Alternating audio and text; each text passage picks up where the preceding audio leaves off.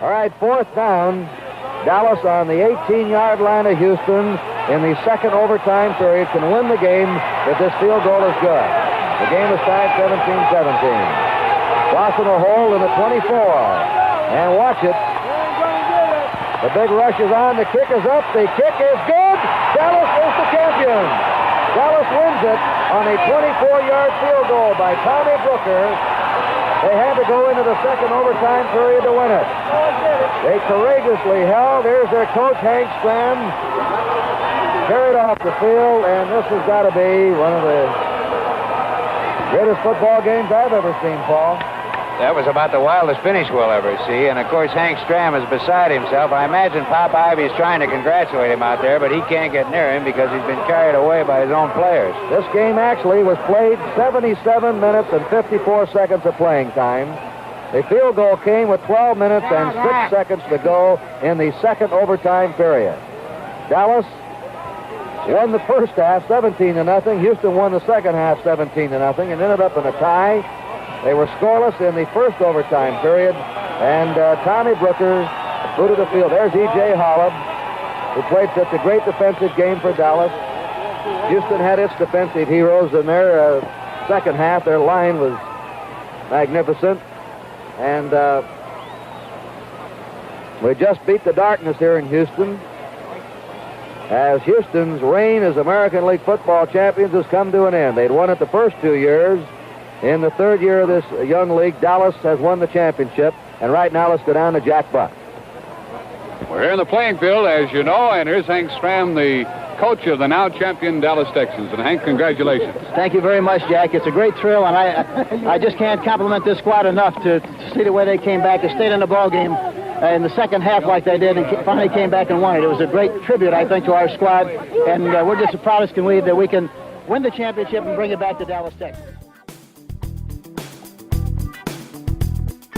Welcome to Good Seats Still Available, a curious little podcast devoted to exploring what used to be in professional sports. Here's your host, Tim Hanlon. Hey, gang, how y'all doing?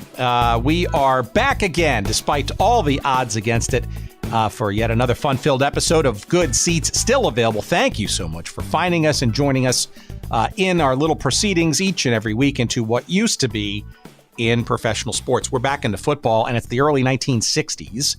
And the clip you just heard was from the AFL championship game of 1962. That was Kurt Gowdy calling the action for ABC Sports, a live and exclusive presentation, and a game that was quite the thriller, and the well-viewed thriller at that, between the Dallas Texans and the Houston Oilers in the championship game, won in dramatic sudden death double overtime fashion by the Dallas Texans.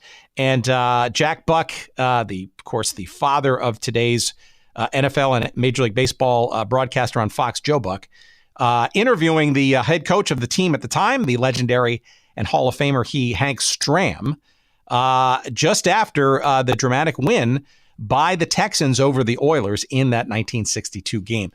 And a very interesting pivot, that game, what came after that game, and what the fans of America saw in the AFL. And we're going to get into some of that with our guest this week, John Eisenberg. He, the author of a book that you heard me tout on multiple episodes previously in our promotion of our friends at Audible for the audiobook version of this book called 10-Gallon War, the NFL's Cowboys, the AFL's Texans, and the feud for Dallas's pro football future. It's a fascinating little journey and tale into 3 years of overlap in the Dallas, Texas market of two teams basically battling it out for pro football, which prior to 1960 wasn't even a thing. There was a brief spurt of the NFL in the early 1950s with the Dallas Texans, previously named franchise, which was woeful. We'll hopefully dedicate and find a reason to dedicate an episode specifically to that little adventure. But in essence, you had circa 1959, a big market in Dallas, the state of Texas for that matter, a huge hotbed of football, and certainly at the collegiate and certainly high school levels. going from 0 professional franchises in 1959 to two, count them, franchises in 1960. The AFL, the newly announced league at the time, backed by and birthed from the mind of Lamar Hunt, who was essentially spurned by his efforts to get an expansion franchise in the National Football League for Dallas. So he said, well, screw it. Let's just build our own league. Thank you. And of course, we'll put a franchise in there from Dallas as part of it. The NFL did not sort of take that sitting lightly, shall we say. And as we'll hear in our conversation with John Eisenberg, quickly and reflexively decided to put a franchise in Dallas for 1960, hastily arranged, I guess you could say. The team that later became the Cowboys. I think their original nickname was going to be called the Steers, and then the Rangers. And then I guess they figured out that the Rangers didn't make much sense either because there was a minor league baseball team with that name. So let's call them the Cowboys. And what had happened, basically in 1960 through 1962, they both shared the Cotton Bowl, if you can believe it. The NFL coming in with the Cowboys, and the AFL, the brand new league, with the Texans. And it was messy. It wasn't necessarily pretty. I mean, look, in 1960, the Dallas Cowboys went 0-11-1. That is one tie. The Chiefs did okay. But, by the end of this little period in 1962, the Texans were riding high as the AFL champions. But even that was not enough to keep two teams flourishing in the Dallas market. And we're going to get into why the Texans ultimately left for Kansas City, taking that AFL franchise there, and what the Cowboys basically wound up becoming in the years that followed. And I think you're going to find that this story was really a success on both fronts because both teams, franchises, leagues wound up being the big winners. But in this early period of the 1960s, the Dallas Texans of the AFL and the Dallas Cowboys of the NFL were battling it out at the Cotton Bowl. And that's our chat this week with our guest, John Eisenberg. It's a very interesting one. I'm not from Dallas. I'm not from Texas, but it's very interesting and very intriguing. And you're going to learn a lot, as I did and often do in these chats. Coming up in a couple of seconds, couple of promo items. Let's get those out of the way, shall we? Oldschoolshirts.com. Visit there early and often. Oldschoolshirts.com, the place to find the best and high quality logo branded T-shirts that you're going to find anywhere on the internet. They're based in Cincinnati. They come to you with love and passion and high quality all around. And when you use the promo code GOODSEATS at checkout, you're going to get 10% all of your purchases at oldschoolshirts.com. There's an AFL T-shirt there, a nice distressed looking shirt there. You can memorialize your love for this episode by buying that shirt. And of course, using that promo code GOODSEATS. But there's a whole bunch of other stuff there, too. You're going to find great stuff, not only from sports teams and leagues, but malls and radio stations and all kinds of other things, amusement parks, you name it, that will just bring back some good memories. And why not own a piece of and ensure some of those memories last with the T-shirts that you're wearing at oldschoolshirts.com. Promo code GOODSEATS for 10% off. Also, sportshistorycollectibles.com. Use a promo code there at sportshistorycollectibles.com. That promo code is GOODSEATS and get 15% off all of your purchases there. And that's memorabilia front and center. Occasionally you'll find a T-shirt or a clothing item, but more often you're going to find things like pennants and T-shirts. I just said you're going to find them once in a while there. You're going to find pennants and buttons and media guides and programs and all kinds of stuff from the teams and leagues that you may remember, but for whatever reasons aren't around anymore. And when you find something you love, you just got to have, and they're putting new stuff up there just about every week. Make sure that you use the promo code GOODSEATS for 15% all of your purchases there. That's sportshistorycollectibles.com. And last but certainly not least, our relatively new sponsors at 503 Sports. The king of throwbacks, they and we call them 503 Sports, and you can find them at 503-sports.com or 503-sports.com. Pick your pleasure. And there you're going to find not only high-quality T-shirts with logos, etc., but you're going to find high quality and beautifully crafted throwback uniforms from teams and leagues no longer with us. All kinds of leagues like the USFL and the XFL and the World League of American Football. There's some baseball stuff there, and there's more leagues and teams and franchise memories to come from 503 Sports, the king of throwbacks. And when you use that promo code SEATS at checkout, you're going to get 10% all of your purchases there. And again, that's 503- or 503-sports.com. Use the promo code SEATS and get 10% off all of your purchases there as well. And we want to thank each and every one of those sponsors and your support of those sponsors. And again, of course, when you go to any of them and use those promo codes and stuff, you're going to give our show a little bit of love and help us out and keep the lights and on and our bandwidth paid for and all that kind of stuff, because we've got so many great stories that we want to share with you. And we got to keep doing that with a little bit of help from you by patronizing, if you will, our sponsors. And we appreciate that and them very much. And our thanks in advance for doing so.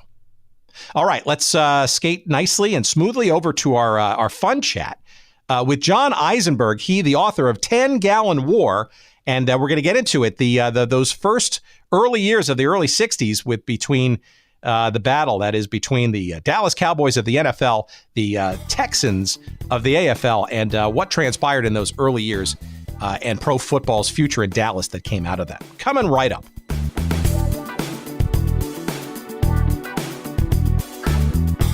Well, we're recording this episode the weekend of the 50th anniversary of the North American Soccer League, which they are celebrating as part of the reopening of the National Soccer Hall of Fame in Frisco, Texas, this weekend. I had hoped to be there, but we've already interviewed a whole ton of folks and Hall of Famers, both previously inducted as well as literally this weekend. JP Della Camera, the broadcaster, being inducted into on the media side of things. So. Yeah, but maybe we could start there because, obviously Lamar Hunt, right? Very much a concentric figure in both the Dallas Tornado and the AFL, and maybe some of the stories that we're going to talk about here. Actually, before we get there, though, why don't you regale our audience a bit with your background, sort of where you emanate from and how you stumbled into this particular topic of Dallas pro football in the early 1960s in the book. Well, I lived Dallas football in the early 1960s. That's why, this was always a story that interested me. I'm a native Texan. I was born in Dallas in the late 50s and grew up there. And, actually had written an earlier book, Cotton Bowl Days, on sort of growing up as a fan of the Cowboys in the 60s, long before they were America's team, when they were playing in the Cotton Bowl. And, I sort of grew up along with Dallas and along with the Cowboys. There were all three of us sort of started young and grew up. And so that was a book that was close to my heart, one of my first ones.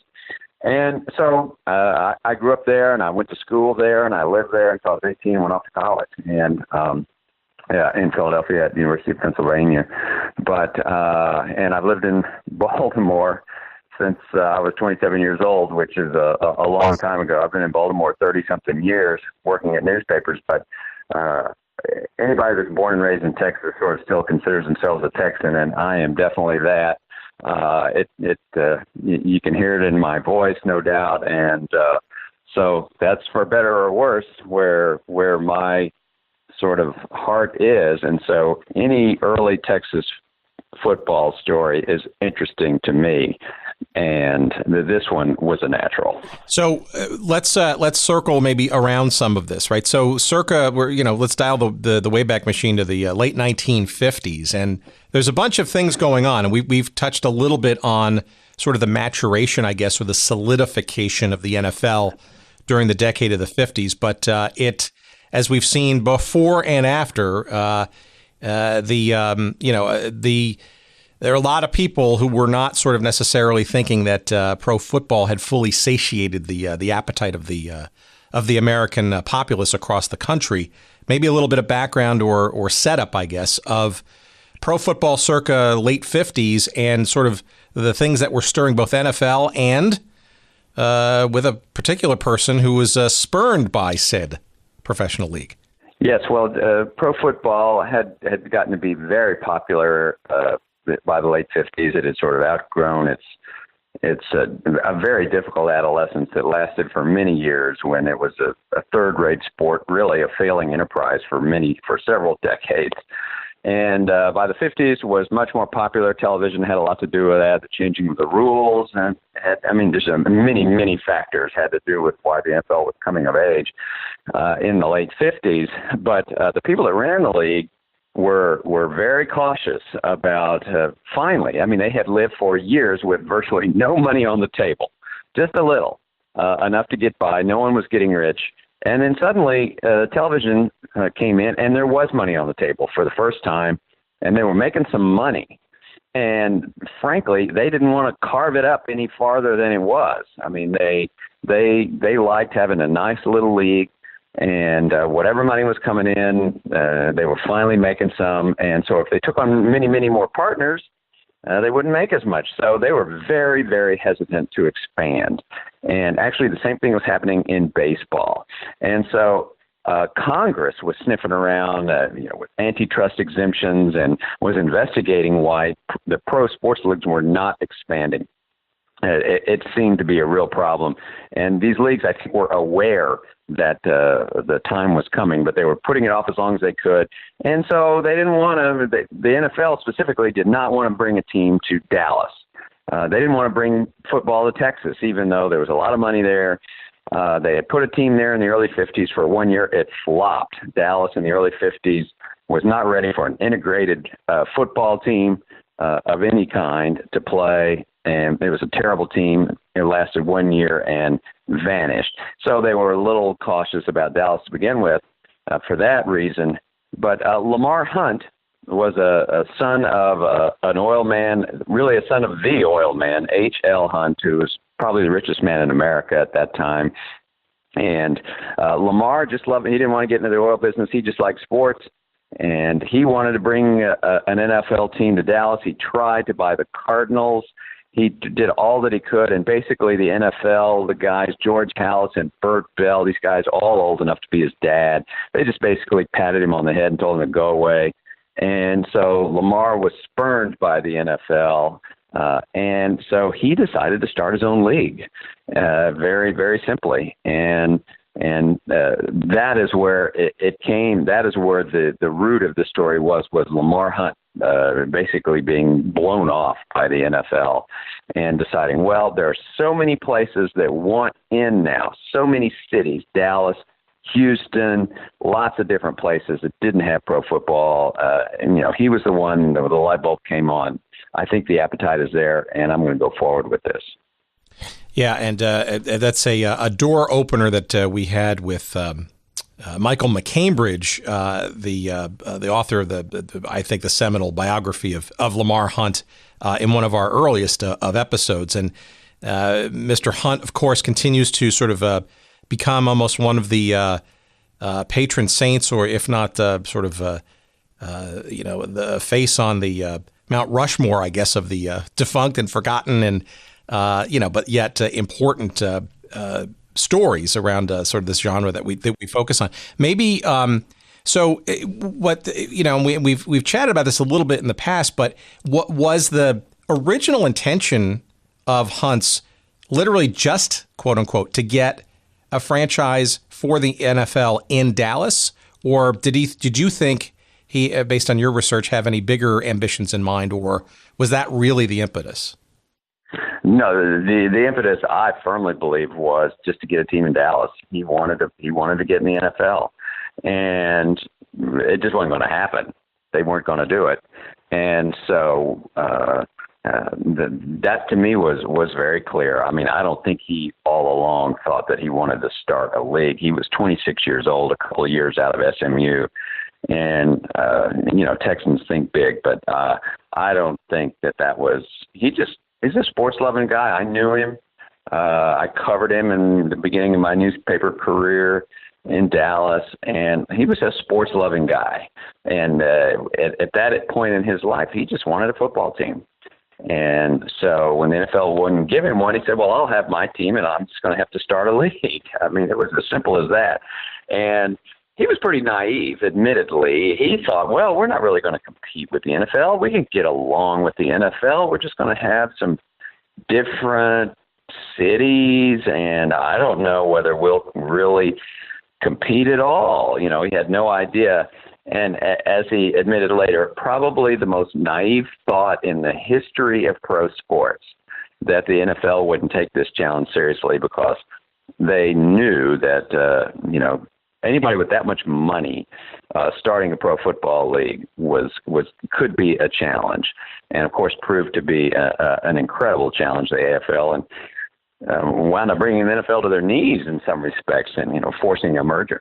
All right, so let's talk about sort of those months before the launch of the AFL, because those are pretty crucial in the formation not only of the league, but specifically this Dallas franchise. And interestingly, right, some of the responses and reactions to by the NFL as this stuff was getting going, in particular with the Dallas market in play. You want to get us a little bit of background on that?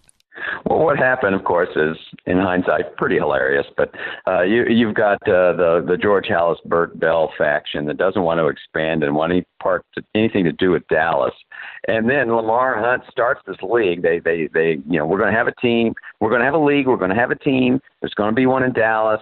And they start putting it together. And then so suddenly, not surprisingly, Halas has a abrupt change of heart and says, oh, okay, well, there's going to be a team there. Actually, we want a team. We're going to put a team in Dallas, too. They actually tried to buy Lamar off and say, you can bring a team to Dallas. You can, if you curtail your plans to start the AFL, you can have the team in Dallas. And it was too late, their offer. Lamar had already found some people to own teams. Barron Hilton had a young guy, the son of the hotel guy, was going to start a team in Los Angeles, and he had found some partners. So he was going ahead with his league. So they were going to have a team, and then the NFL said, well, They suddenly realized Dallas, an oil town where there was money and a football-loving town, they didn't want to just give that market to the AFL. So they put a team in there, an expansion team. They found another owner, Clint Murkison, who was another oil guy, every bit as rich as Lamar Hunt probably. And they put the team, he became the owner of an expansion team in Dallas. They did not want to cede the market to Lamar Hunt. So from no teams to two teams in Dallas in a matter of months, and most of them, both of them had most of 1960 to sort of get their acts together before kicking off that fall at the same time. So it was just a unique set of circumstances that came about strictly because the NFL, after holding off expansion for years and years, suddenly didn't want to give away a lucrative market to this rival league, and thought, well, if we can knock off, Hunt's putting this league together, if we can knock off his team, maybe we'll knock off the whole league. So it was sort of a distillation of the entire developing AFL-NFL rivalry. Well, let's jump in a little bit into each of these teams' early formative months before hitting the field. Maybe we could start with the Cowboys, right, which was the NFL's response, but they were not, quote unquote, the Cowboys once this change of heart sort of was announced. And it's some really interesting shenanigans and background, which is brand new to me. And again, this is my naivete around, I guess, sort of maybe part of Halas's and the NFL's thinking around their quote unquote ownership of the South, if you will, via the Washington Redskins, and maybe how a Dallas franchise would maybe be perceived in the AFL a threat to that sort of Southern stronghold. Well, yes. I mean, George Preston Marshall and the Redskins had dominated the South for years. They were the southernmost team in the NFL, and George Marshall had made a lot of money off of that, bringing in Southern players. Of course, he was just an unbelievable racist, and the federal government had to get involved for him to integrate the Redskins, and so he was fine with having an all-white team and Southern players from Southern universities. And so here comes Dallas into the league, and Marshall was against it. He was totally against it. But Clint Murkison, who was buying the team, or who was starting the team, was a prankster. That's the only way to put it. A very wealthy prankster, but he had a very sort of wry sense of humor. And he bought the rights to George Marshall's beloved fighting, the fight song for the Redskins, "Hail to the Redskins." He bought the rights, Murkison did. And so Marshall, and so he says to George Marshall, if you don't support my team, I'm not going to give you your rights back. I'm going to keep the rights to this song. And so that bought Marshall's support, and that was the final straw that enabled the league to approve the franchise that would kick off in Dallas. And so there was all sorts of shenanigans like that going on that, of course, you can never imagine happening in football today. But they just did what they could, to find players. It was really the bottom of the barrel. They didn't get much from an expansion draft. And the Cowboys, both teams were out just looking around at anybody that could basically walk. They were looking for players to put this team together. The NFL hadn't had an expansion team in really ever. And so this was a new thing for them. So they were just making it up as they went along.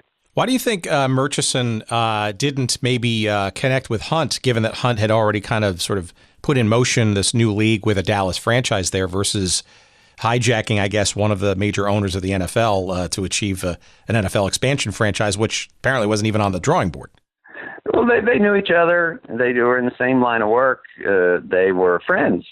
They did not. Lamar and Clint Murkison did not have any problems personally.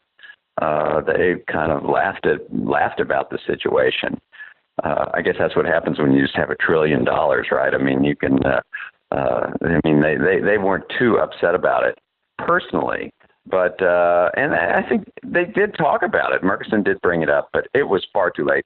Lamar had decided that he was going forward with this AFL.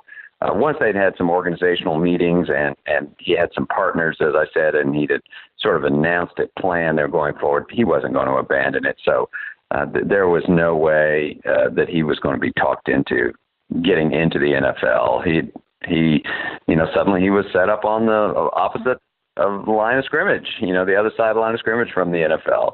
And there was no going back. All right, and one last question on this before we sort of get into how maybe even the Cowboys were even named. How much, so Marshall, right, obviously being entwined in this amazingly and hard to believe story circulating around a fight song, literally as the lever of negotiation, if you will. How much do you think the Marshall situation with the song influenced Halas and or the other? Like, I'm trying to figure out, I guess, sort of who came first, I guess, into changing the mindset of the NFL regarding expansion in Dallas in particular. Marshall was a holdout. The Marshall thing was not. That was the last straw. The Marshall situation. The people that George Marshall was right with Halas for many years as one of the key figures in the league, but his power was eroding at that point, and it was eroding. He was becoming an embarrassment to the league because of his sort of the all-white Redskins, and the network television people were sniffing around the league, and they knew they couldn't put a segregated product, a segregated team on, and the league was really trying to figure out how in the world can we get around this with this really one of our pioneers, but he's got this fatal flaw. And so that was the last straw. I mean, Halas and those guys wanted it, and so it was going to happen. But to sort of achieve a unified stance and to get the necessary vote, the final vote, that's where the fight song came in. But one way, George Halas ran the National Football League, and he was ready to expand. They called it an expansion committee. He was the expansion committee. George Halas ran the National Football League. He was never commissioner, and he was orchestrating. He was pulling the puppet strings totally on this situation, and he would have made it happen. The fight song just made it easier. All right, we'll get to the Dallas AFL situation in a second, but any insight background into the naming of this NFL franchise, the Cowboys? It wasn't the original name, I guess, from what I can tell, when it was formed. They were going to call them the Rangers. And that was the name of a minor league baseball team that played there. And so they decided, well, that would not fly. I mean, it was going to be confusing, so we needed to come up with a different name. So Tex Schramm came up with it, who had been named the general manager. Very, very influential, key figure in the story of the beginning of the Cowboys and the long life, the success of the Cowboys is Tex Schramm, their general manager, who had come from the LA Rams. And so it was his name. He came up with it, and it went forward from there. But what's really funny, whenever you look back at a lot of this football history, the amount of time given to these nicknames, now iconic nicknames, is not very long. They just kind of thought, well, that sounds like a good name. So they went with it. It just was not given the, today you have 1,000, you bring in focus groups and you have branding questions, and it just goes, it's a year of work to decide what you're going to call yourself. That was not the case back then. It was like, well, that sounds pretty good, so we'll go with that. And so that's pretty much how the Cowboys were named. Well, let's use that as a segue point to what was going on on the other side of the fence with the Dallas AFL franchise, nicknamed, I guess, the Texans. I don't know if that was the original name. Maybe not even original at that. I'm having trouble remembering whether that was the original name. I think. Lamar came from, I can't remember whether that was the case or not, but Lamar came from college background. He was like all people down there. He loved college football, and he probably thought about calling them the Mustangs, like his beloved SMU, where he had played. It was a third stringer. But no, I think he just decided that would be again, not too much thought given to it, but he was very much, a loyal Texan, and as many native Texans are, I can speak from experience. So he just went with that. I don't think it was real complicated. Yeah, well, it's also interesting, too, because in a couple of years when they decide to move, and maybe we could talk about this now since we're talking about names and the logos associated. My understanding, I think this is from our chat about Hunt's life with Michael McCambridge a number of, almost a year ago now. He almost my understanding is he wanted to take the Texans name with him when he went to Kansas City, which doesn't. That is correct. Kind of any well-thought plan, does it? That is correct. He had to be talked out of it. Yes, I mean he was so burned by seeding Dallas. It was his decision, but to give up Dallas, yeah, it was like, well, this will show him. I'm going to keep the damn nickname, and he had to be talked out of it. He wasn't even 30 years old yet, so he had to be talked out of it. The Kansas City Texans. I mean, can you imagine? It would have been interesting. Right, probably would have been up there, right, with the Utah Jazz and some other names that sort of have come along for the ride that make no sense. The LA Dodgers, right? I mean, these don't have any sort of. They don't make any sense, right? But it's an interesting. So, all right. So let's talk about, I guess, the formation of these teams. You mentioned Tex Schramm, obviously a legendary figure to come in Cowboys history and success and innovation. Obviously, you've got Hunt hiring and looking for people. Maybe a little bit of insight into how the team sort of came into play, and in particular, what I find, obviously, in hindsight, to be an oddity. Both teams circling around the same playing venue in the Cotton Bowl. That seems odd. Well, the Cotton Bowl was the major venue in Dallas. It was really the only place to play, and it was a grand football theater in 1959 and 1960. There were 4 New Year's Day bowls, college football bowls, and it was one of them. And since the 1930s, had staged a New Year's Day game, had staged every year the Texas-Oklahoma game, neutral site, just a huge cultural event in the southwest part of the country. And so it was a grand theater. It was like Broadway when it came to football. And of course, in reality, I mean, we think of stadiums so differently today. In reality, it was just a big concrete terrain. You know, there were no luxury boxes. There was nothing fancy. It had a couple scoreboards, and it was because of the teams that played in it and the games that made it famous. It wasn't in and of itself, any sort of adornments or anything that made it special that we would think of today. But that was where you had to play, and so actually, the fact that they both had the dates, that they both wanted to play there, was immediately a clash, because Lamar Hunt went and grabbed all the Sunday. He formed his team first, and he grabbed the rights to the Sunday afternoon time slot for home games.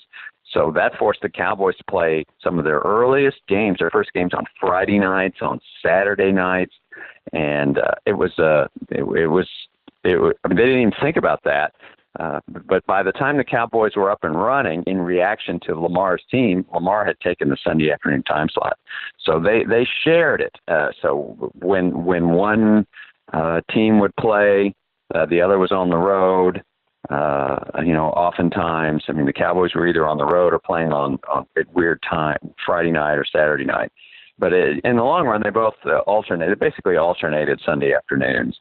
And so you could hold it up to the light and see how they were doing against each other from one Sunday to the next. What did either team have? So it sounds like that the Chiefs, not yet. The Texans had a bit of an edge, I guess, when it came to rights associated with. I'm guessing both were lessors, right, or lessees of the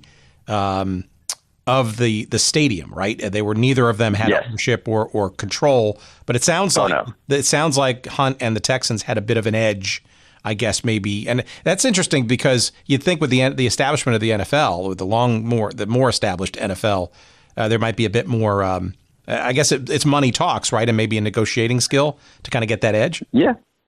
Well, and timing. They were just together first, and they went and grabbed him. Lamar was smart. He went and got him. It would not always be the case. 61 and 62, it was much more equal. But in the beginning, Lamar did beat them to the punch with that. And so he did have that edge. But no, they were definitely just leasing. And that was, there was no ownership stake at all. It's actually in the State Fair of Texas Fairgrounds is where the stadium is. So they both began preparing their teams in the spring and summer and early fall of 1960, knowing they would be kicking off not only in the same city but in the same stadium. So it was just the rarest of situations. Before we get to their sort of head-to-head performances on the field as well as at the gate and stuff. How about some insight into how they were preparing their organizations? My understanding is that Hunt very much had some top-notch talent in mind, including in particular Bud Wilkinson of Oklahoma and a young defensive assistant at the Giants by the name of Tom Landry. But it seems like he was rebuffed by both of those, and we'll talk about that second gentleman in a second. But maybe a little sense of sort of how he and Dan Klosterman, right, who's a big figure of the Texans, right, and putting these pieces together before getting on the field. Yes, he was brought in. Klosterman was a very, very sharp guy and good at finding players. He was an early sort of talent scout. Wound up had a long career. He was a former college quarterback. Wound up having a long career in the NFL or in pro football, and he really helped. There's no doubt, something we'll get into. The Texans, I think, had better players early on, a lot of them, and Klosterman really good at finding guys, a good judge of talent. And the Texans brought in Hank Stram as their coach. It was totally obscure. Had been an assistant coach. He was an assistant coach at the University of Miami that time, and Lamar had run across him and was impressed by him and had been coached by him briefly at SMU, and just was impressed with his approach, offensive approach. So he wound up going that way after he was unable to get some of the higher names like Bud Wilkinson, who was probably the college coach at that point. Didn't want to go with the new league, and nor did Tom Landry want to go with the new league. Lamar went and talked to him in New York, and the meeting didn't last long because the Cowboys had already sort of circled Landry as their guy, and it was going to happen. And so that, it had not happened yet, but it was going to happen. And so Lamar just realized, well, I'm going to have to go in a different direction. It seems, too, that they not only that, but also had a pretty decent read and maybe even strategy on kind of Texas connections, like for some of the players, maybe to sort of help identify better with not only a new league, but a new team in a new market. With some quality folks from, the Baylors and the TCUs and the North Texases of the world, no? Yeah, and they wanted Bob Lilly, who wound up playing with the Cowboys, was at TCU. But Lamar definitely had that feeling. We have to get local players, because the Cowboys had the same thought. And they wound up with Don Meredith, who had gone to SMU, was a Texan, was their quarterback. But yes, both had the same thought. College football had been popular in Texas for decades. We need to start out with that attachments as much as we can. So Cotton Davidson, was a Baylor quarterback. The biggest one that they came up with was Abner Haynes, was a halfback, African-American halfback from North Texas State in Denton, Texas, about 30 miles north of Dallas. It was a Dallas product. Had gone to of course, segregated school, and then had gone to North Texas and set records as a halfback there. So, and Abner Haynes wound up being just an excellent player for the Dallas Texans in 1960, 61, and 62. And he was local. He had grown up really, almost literally, in the shadow of the Cotton Bowl. So that was a local player. And they were very good at that. There were several players from SMU, TCU, that both teams were looking to get as many guys like that as they could.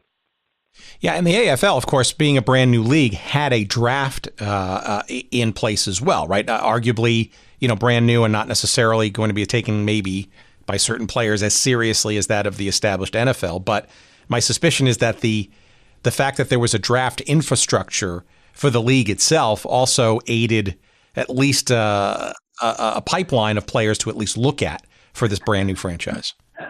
Yes, it created a pool of players to look at. I think also it was really loose framework. If somebody had drafted, I can't think of an example offhand, but if somebody, say the Denver Broncos, had drafted a player from Texas and he didn't want to play in Denver, but he wanted to play in the AFL, they would arrange a trade. And they would just, whatever, here's a bag of balls and a sandwich and maybe next year's 12th round draft pick for the rights to this player, just to make that work. And the AFL was certainly going to do that. They were just trying. Anybody that wanted to play in the AFL, they were going to figure out a way to get him into the league, no matter who had his rights. It was a pretty loose situation. Yeah, we touched on that a little bit with a previous episode a couple of weeks ago with Ron McDole, who played with Buffalo Bills and the Washington Redskins, but he was one of that sort of first class in 1959-60 or so that sort of got the benefit of being drafted by both now two leagues, and he kind of also described it a bit as the idea of not only sort of being drafted, but I think he even went so far as to say that, which I thought was interesting and maybe not surprising, that from his recollection and his understanding, that not necessarily that college coaches were on the payroll of either of these two leagues, but there was certainly some entrenched greasing of palms, shall we say, to ensure some surfacing of talent, I guess, for both of these leagues, maybe hastened by the AFL's arrival. Yes, there was. Nobody was above anything like that. If you, if a certain coach had, I don't know of any specific examples, but they were not above doing anything to, if they could pay a coach to at a school to direct one of their players or suggest it might work, they were going to do that. The men starting the AFL did have some money. There were some wealthy people there, and so they were not above doing stuff like that.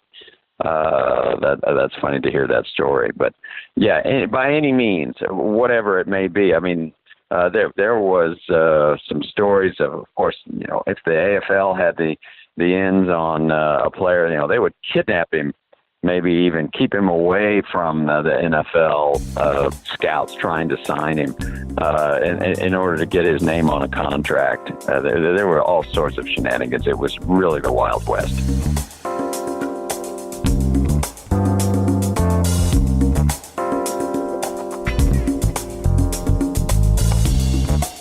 All right, we're going to take a quick little pause here. We got to pay some bills. And look, nobody likes living in the past. We do revel in it, certainly, when this little show.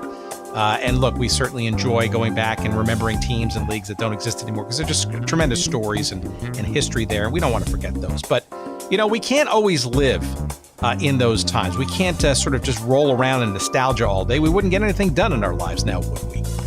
And in the realm of sports, come on, look, there's so much going on. There's just a plethora of games and events to watch and to follow and fantasy stuff and all that kind of stuff. And look, we get all excited about that stuff and we think we have a sense that we're going to know who's going to win some of those games. When you have that sense, there's no better place to try your luck, shall we say, than by going to our new friends at MyBookie. Their website's mybookie.ag, and they're probably one of the best, if not the best, online betting sites you're going to find out there. And well-timed, shall we say, right, for the college and pro football seasons that are upon us. And, of course, we have an incentive for you to give them a try, and that's the promo code SEATS. Use that promo code SEATS at mybookie.ag, and they're going to match your initial deposit dollar for dollar all the way up to $1,000. Yep, that basically means they're going to double the amounts you put in up to $1,000 by using that promo code SEATS. And that's MyBookie, mybookie.ag. That's the specific URL to go to.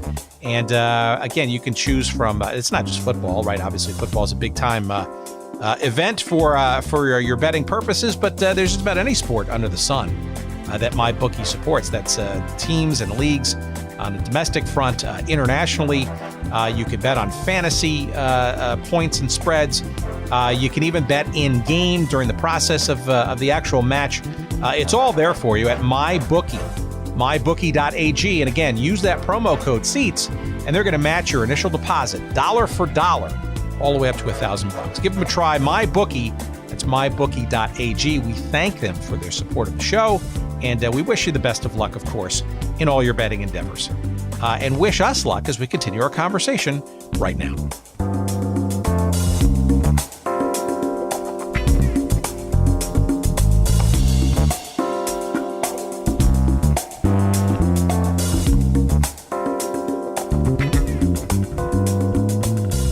How much was Hunt involved in the building of the Texans, or was he pretty much just kind of focused on the league and stuff? Because obviously the AFL, the AFL had its headquarters in Dallas, not surprisingly. I'm just wondering how hands-on Hunt was, and/or some of the other people sort of involved. I mean, Jack Stedman, who was one of his, I guess, right-hand men in all of his sort of sports endeavors. Sort of came into the mix as well. Was he looking for quality people to kind of run it that he could trust, or did he have a hand in certain decisions and a little, or was he kind of more focused on the league? More focused on the league, I think. And he tried to sign. He thought he was going to get Don Meredith. Lamar was an SMU guy. Don Meredith was an SMU guy, and he thought he would get Meredith, and he failed. And so I think he realized at that point, I maybe should not be involved in this. This is not my strength. And so he let the football people handle it. And that's how he would run his team, until the day he died. He was not a hands-on owner in the football operation. All right, so let's return back to now the newly named or solidified name of the Cowboys, and maybe a good hook there is, again, it's my understanding that correct me if I'm wrong, and or reorient me on this, that maybe in the haste, let's call it haste, of getting this franchise named and up and running, do I have this correct in that the Cowboys did not have the benefit of being part of the NFL's draft mechanism circa 59-60? That's right. They did not have a draft. Why was that? Well, it happened too late. It just happened after, actually, the draft back then was not in the spring. It was in the winter, and it had come along too late. They really hustled the Cowboys into existence, and they were approved in January, I believe, of 1960. So I believe it was at the same owners meeting where Pete Rozelle was named commissioner. But they just came along too late. I mean, this is how fly-by-night the NFL got the Cowboys up and running. So there was no draft. They did have an expansion draft, but not a college draft. And it was a real setback for them.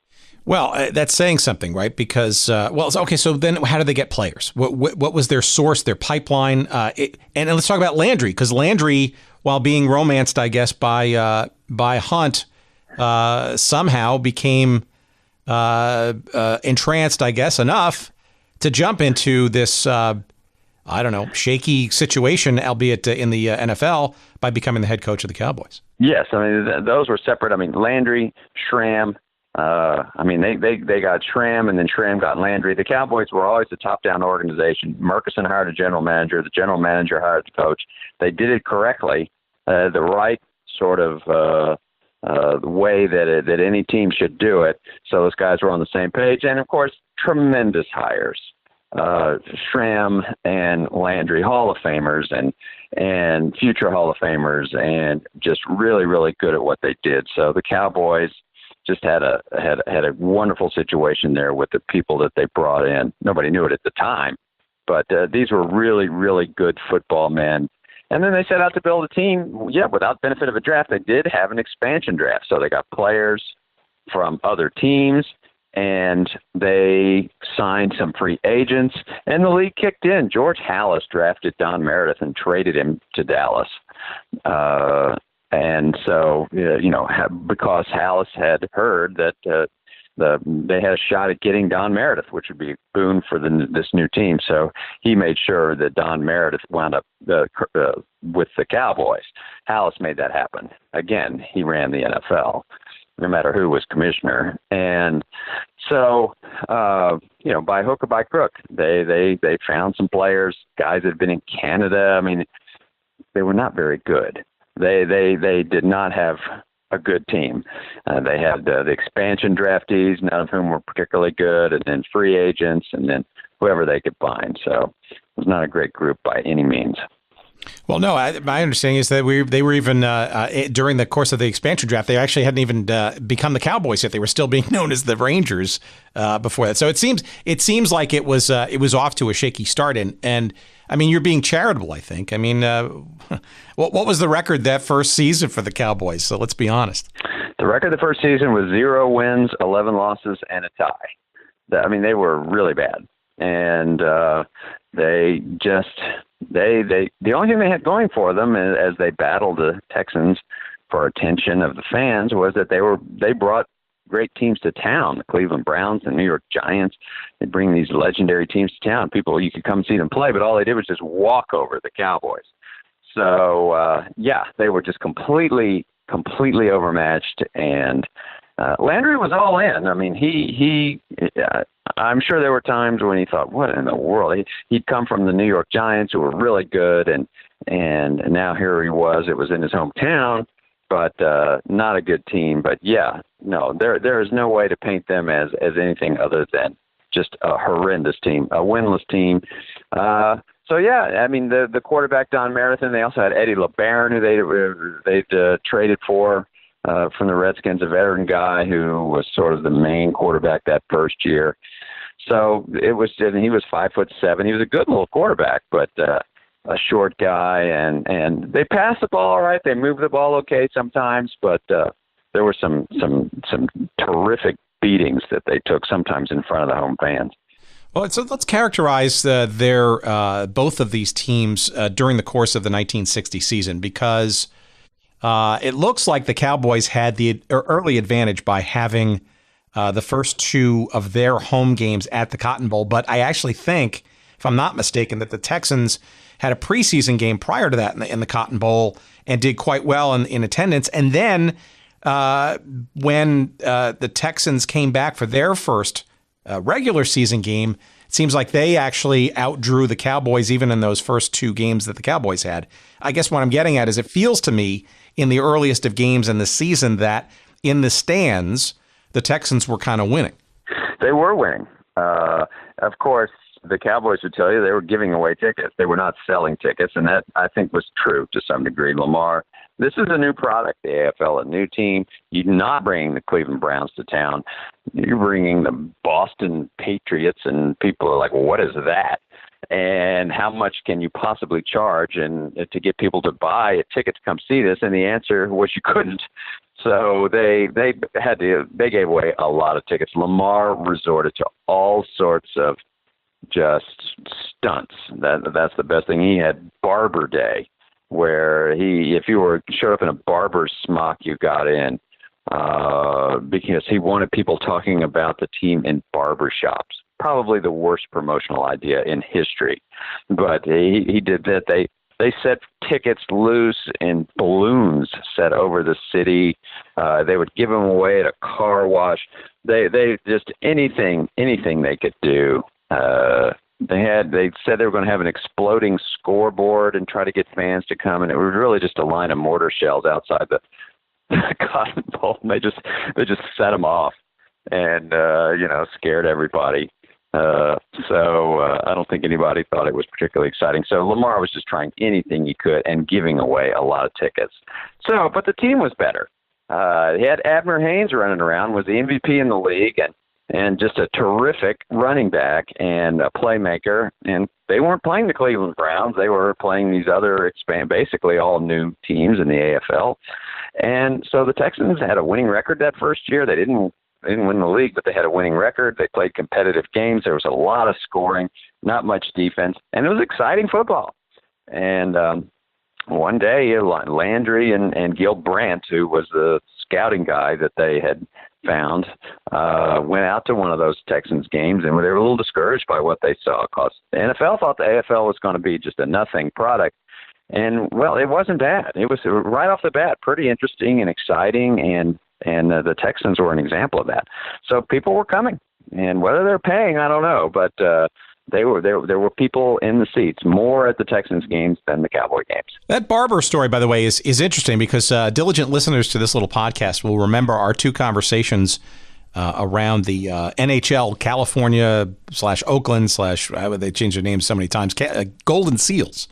And apparently Charlie Finley, when he got ownership of that team, actually initiated the same promotional idea, that barbershop idea, for Barber Night. And again, I don't know, maybe who knows how he came up with this idea or whatever. That's sort of with the original genesis of that. But the idea, strangely, was that, you go to a barbershop, people start talking about it, and, they get some referrals, and they'll tell two friends and so on and so on. But again, interesting stories. That's why we kind of go into this. Well, okay, so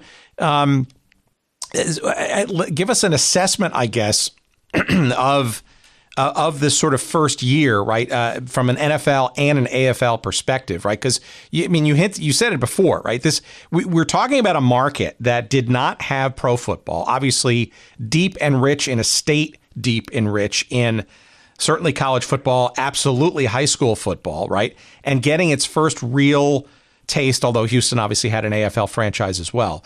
Doubling up when no teams existed the year before. What do you think, from your research and your writing, was the sort of post-mortem on this sort of first season? Obviously, the Cowboys didn't win a game The Texans were competitive. They finished second in their division, although no playoffs. What do you think the initial assessment was after the first season about how it was going in this market, and frankly, maybe the fans and the media too in this market? Well, I think there was a little bit of certainly the Cowboys were not doing well. There was no way around that. The only thing the Cowboys had going for them was they had a smart owner who was patient and had a lot of money, and he'd hired a good general manager and a good coach. And so that's all they had going. The team was bad, and there was no way to look at that and say, this is going well. They just, losing just casts a pall on everything around it, and that was definitely the case. So there was no way. I think the media was sort of pulling for the underdog a little bit. I mean, here come the Texans with more interesting players, including Abner Haynes, and so it was just more fun. So, it wasn't clear. I think everybody knew that there was no room in this market for two teams. There just wasn't going to be. There were two in New York and in Southern California, but not in Dallas was not a big enough market at that point. And so it was never just explicitly said one will leave town. But I do think that based strictly on the first year, it looked like the Texans were definitely more likely to plant roots that would grow and that they could stay. The Cowboys definitely were a struggling franchise that first year. And the Texans in the AFL, how about television, right? Because the AFL had sort of this brand new television contract, right, which ensured, was television helpful or a non-factor or maybe even a hindrance in either of these two franchises, first years? Well, I think both the road games were televised, and so you could watch the games. I think it helped the Texans. I think it helped the AFL. It just leveled the playing field a little bit. I mean, the caliber of play in the NFL was better. The teams were better, and the league had been in existence for 40 years at that point. However, when you just have put games on Sunday afternoon, you couldn't really tell. It sort of leveled the playing field a little bit. Well, here are the Cowboys on one week, and then the Texans are on the next week. Well, who's on this Sunday? You could watch both of them. It seemed sort of equal. And so I think there was just different football television programming. And I think that helped with the public at large. Sort of encouraging them to think of the AFL and the Texans as a legitimate enterprise, which they weren't. I mean, when they first started, they were a fledgling, and the Cowboys are of the established league. But I think television helped people think, well, it looks the same to me. So it helped the widespread public that television attracted. It helped sort of legitimize the new product. So when is the rumblings of Dallas kind of, or the recognition, I guess, of this sort of two teams in this market won't cut it, kind of really start to sink in, and maybe give us some hint of the roots of sort of what winds up happening circa after the 63 season when the Texans kind of decamp for another market? Because again, in hindsight, 2020, right? The Cowboys, even in 62 and 63, while there was improvement, frankly, you're kind of hinting at it now too in what you're sort of saying. They don't seem to be the strongest of the two franchises, and arguably you could make the case of like, well, maybe why didn't the Texans wind up becoming the eventual victors, I guess, in getting this market going forward? Well, what happened was this. Really, to me, it comes down to ownership. It comes down to Clint Murchison, and the fact that the NFL was established. The Cowboys were the inferior product. A lot was made you talk about what was in the media, who would win if they played. They never played. The Texans firmly believed they would have beaten the team from the established NFL. And Landry told me years later, that's probably correct. They probably would have beaten us.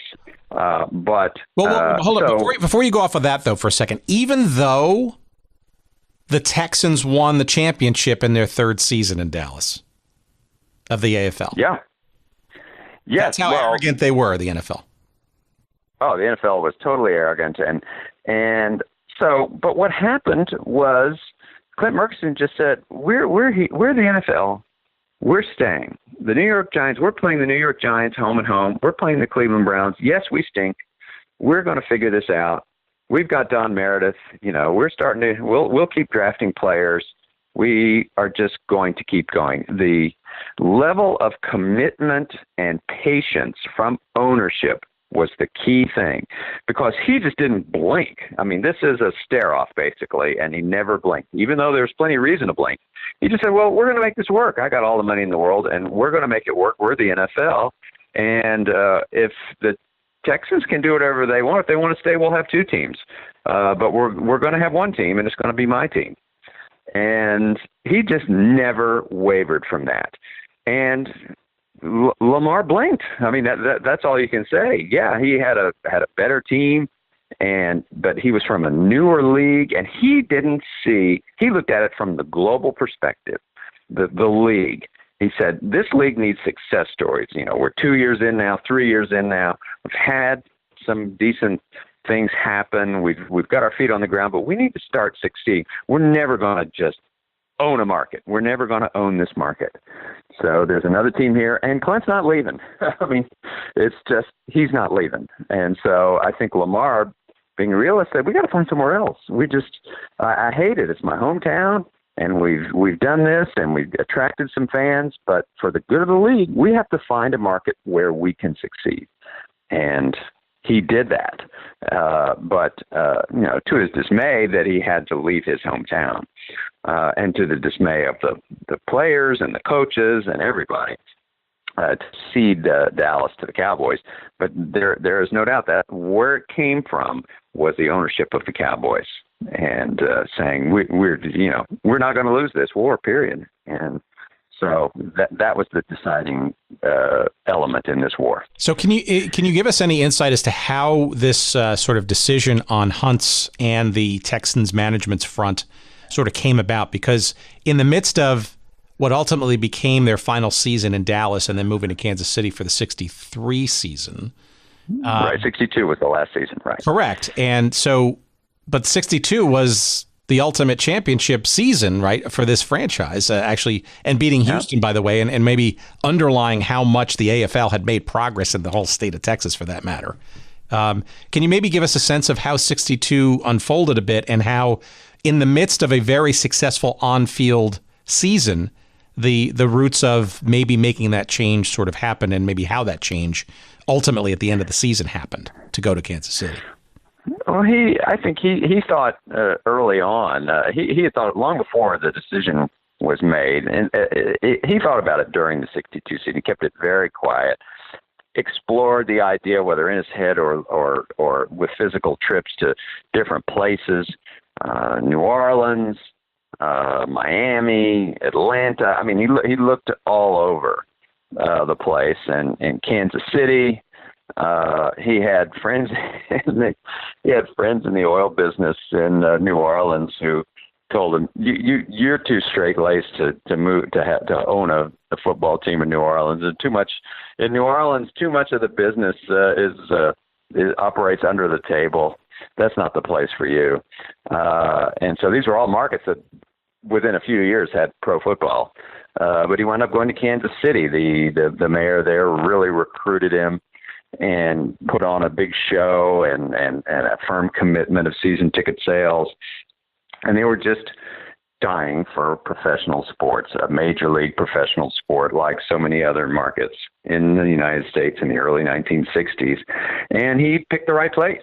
So it just made sense to him that they could, move up whatever many 100 miles it was and still succeed. And what he worried about or hoped would happen, we're going to take over a market, did happen. He created a much stronger franchise by leaving Dallas and became one of the key AFL franchises, and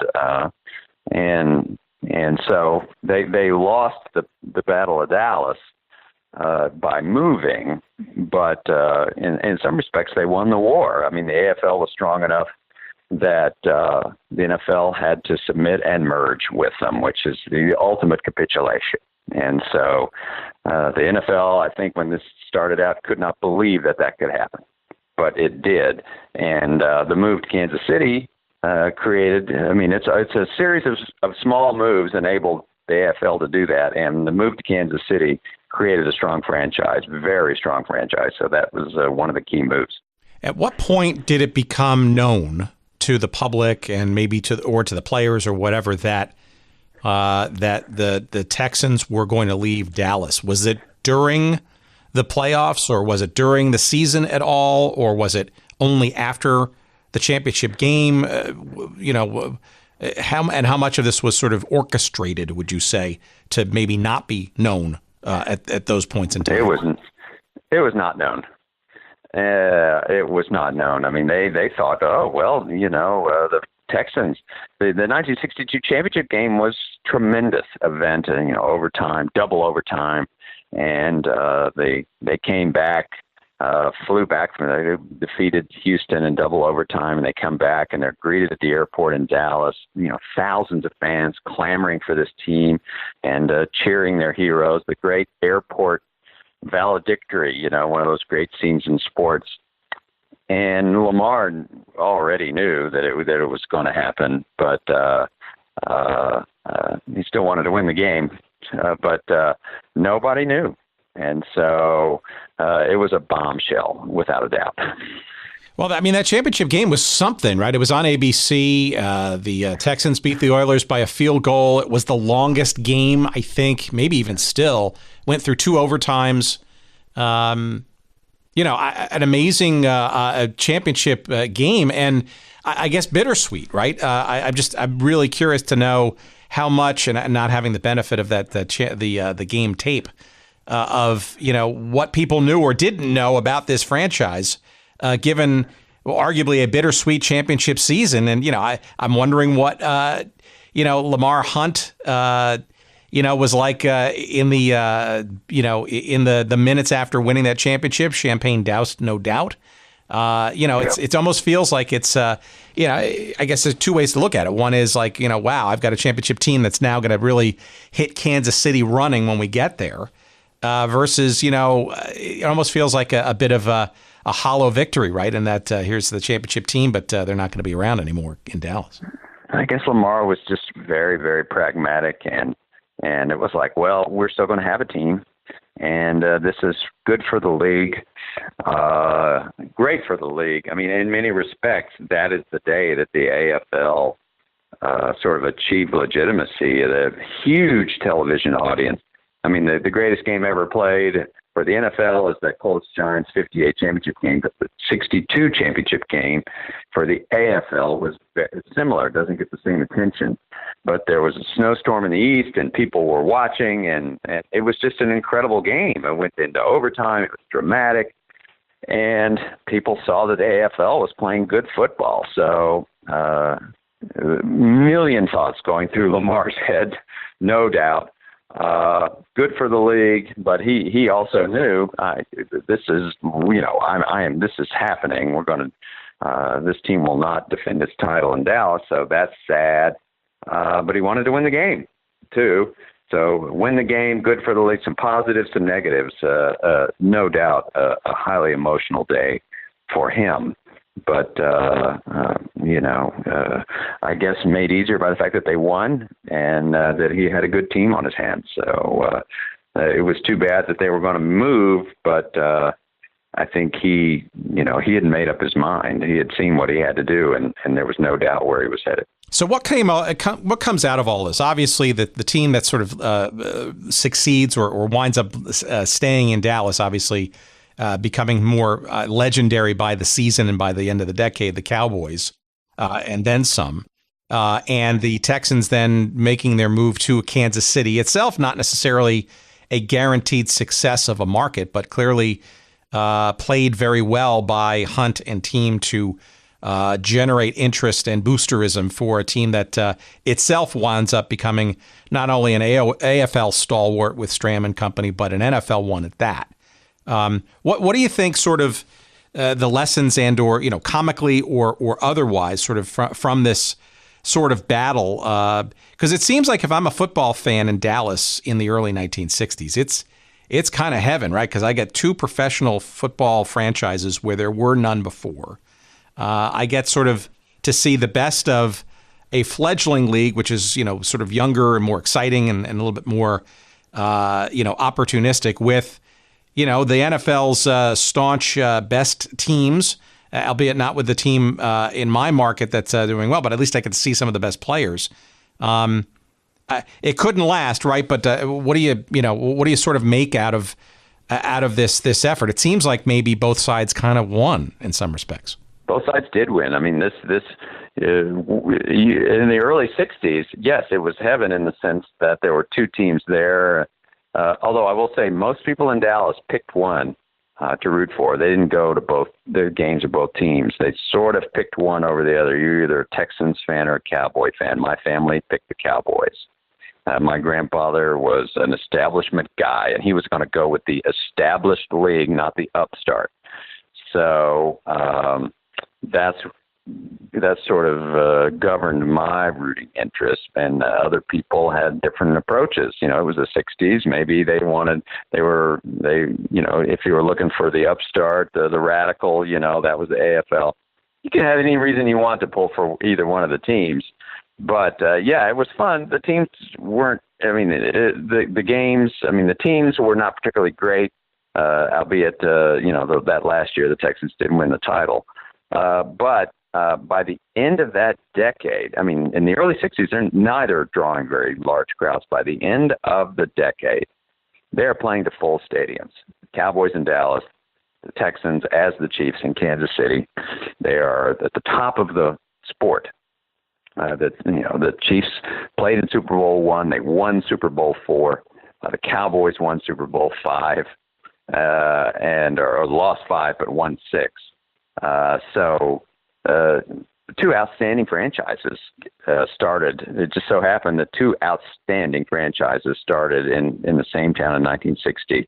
And I guess the moral of the story is that the appetite for pro football in the United States in the early 1960s was just insatiable. It was a perfect storm, the perfect time to start bringing teams into existence. Games were on TV. The sport was evolving. There were any number of ways you could go. It was a golden era in many respects. And so it was just these two teams, these two franchises benefited from that. And so it is no doubt both franchises are winners. Lamar, in technical terms, he lost the Battle of Dallas when he moved, but he wound up winning. He won a Super Bowl before the Cowboys did, and the Cowboys, of course, have gone on to be the most valuable sports franchise in the world, according to those Forbes valuations. Just successful beyond anyone's wildest imaginations. So both have succeeded, and it just shows you.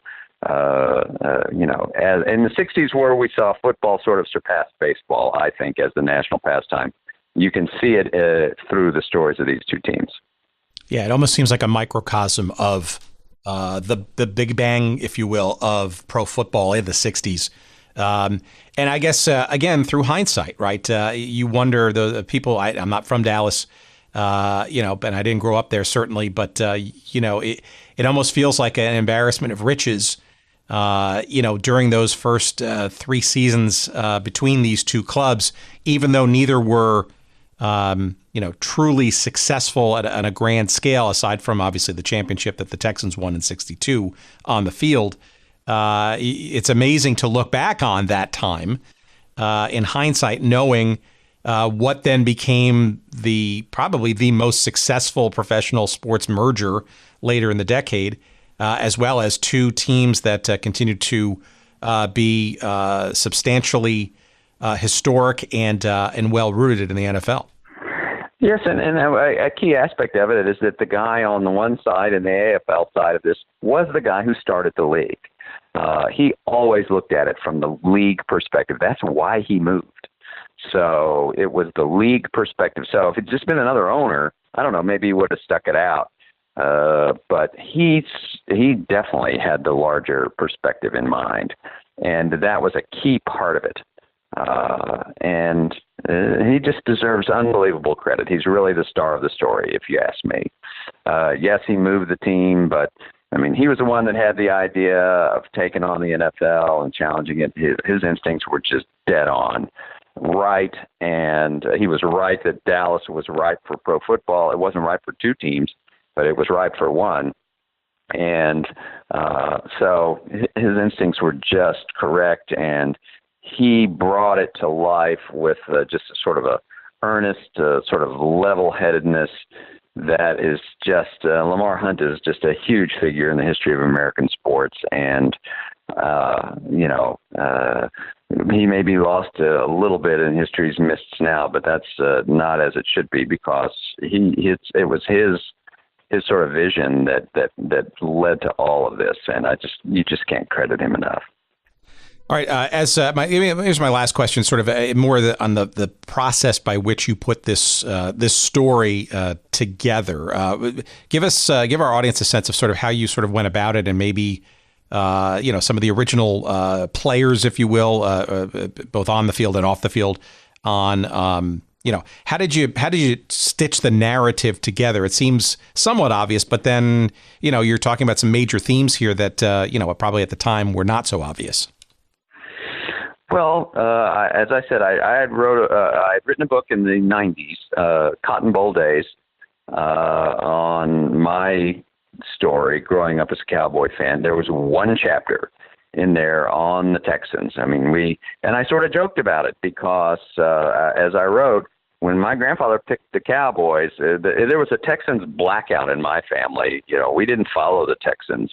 I knew a little bit about them, but we were Cowboy people. So I did one chapter in my book, and so here I was 15 to 18 years later looking for another subject for a book.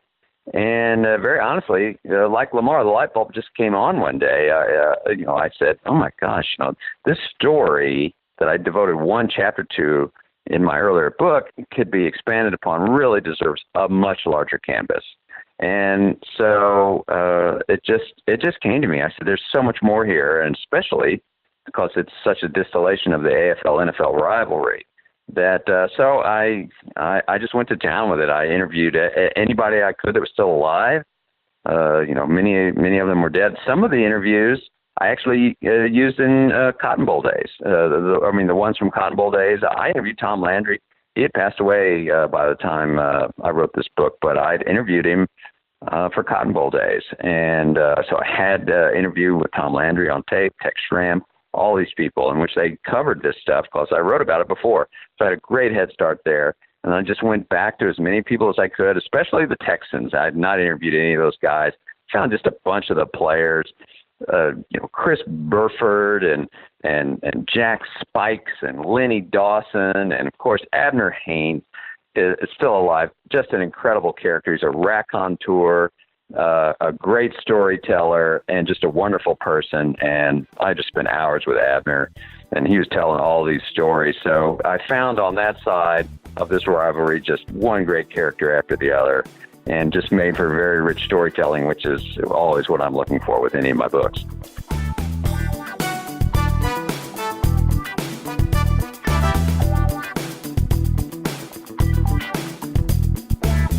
Well, all righty then. There's our very interesting conversation with John Eisenberg.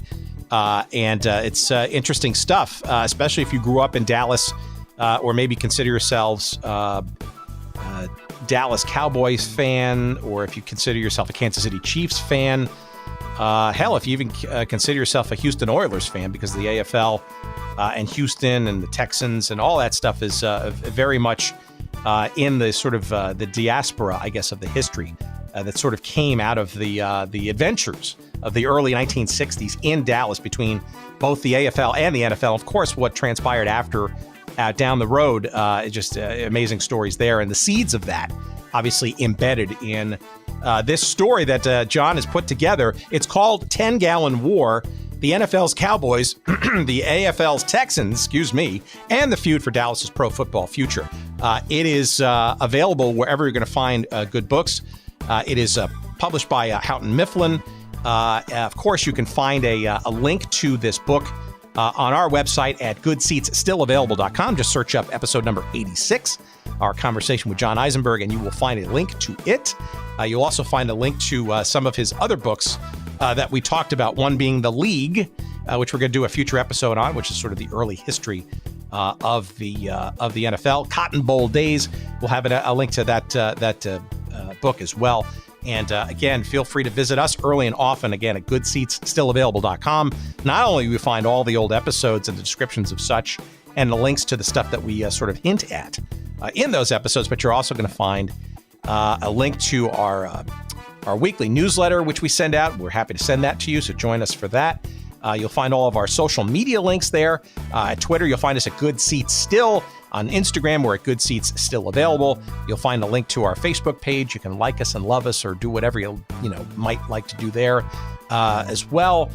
We thank you for all of that good stuff. And let's see. Make sure also to consider, by the way, a subscription to Audible, because John Eisenberg's book, 10-Gallon War, I think, and some of the other stuff too, including The League, is available in audiobook form too. So you just go to audibletrial.com/goodseats, and you can use that perhaps to get your free download, your free book by doing that too. So there's a whole bunch of ways you can get this great stuff from John Eisenberg, as well as from us.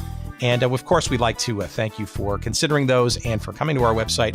And of course, we want to thank our friend Jerry Payne and all of his good pals at Podfly Productions for helping us put these pieces together every week for a great show. We enjoy putting them together. I'm not sure Jerry does, but hell, he gets paid for it. So I don't think he's going to complain. And that's Podfly Productions. You can find them at podfly.net. Check them out and give them some love too, will you? And speaking of love, we love you for listening, and we appreciate it very much. And we'll see you next week. So take care. And until then, ta-ta.